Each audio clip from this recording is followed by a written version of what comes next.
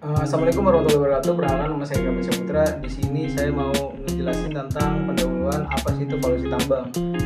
Jadi yang pertama ada definisi valuasi tambang. Jadi valuasi tambang adalah proses penilaian atau penentuan nilai ekonomis dari sebuah proyek tambang atau aset mineral. Jadi tujuan dari valuasi tambang sendiri ini adalah untuk memberikan estimasi nilai yang akurat dari sumber daya mineral yang ada. Jadi di sini kita dapat membantu dalam pengambilan keputusan investasi, penjualan maupun pengelolaan tambang.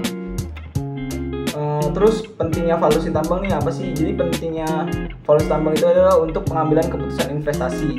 Jadi investor dan perusahaan tambang menggunakan valuasi untuk menilai kelayakan finansial dari proyek tambang sebelum melakukan investasi.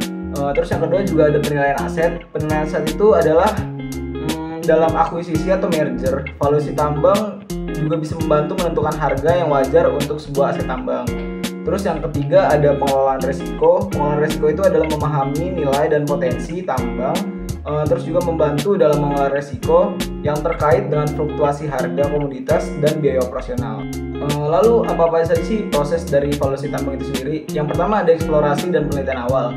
Jadi di sini tuh melibatkan kegiatan eksplorasi untuk menentukan ukuran, kualitas, dan nilai potensi dari suatu deposit mineral.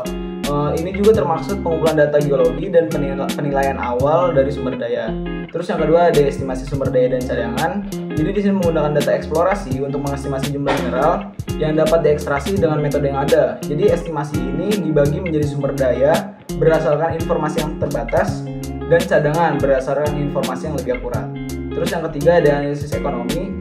Jadi di sini kita menghitung biaya operasional, harga komoditas, dan faktor-faktor ekonomi lainnya untuk menentukan kelayakan finansial. Terus hal ini mencakup analisis biaya dan manfaat, proyeksi arus kas, dan perhitungan nilai sekarang bersih atau NPV.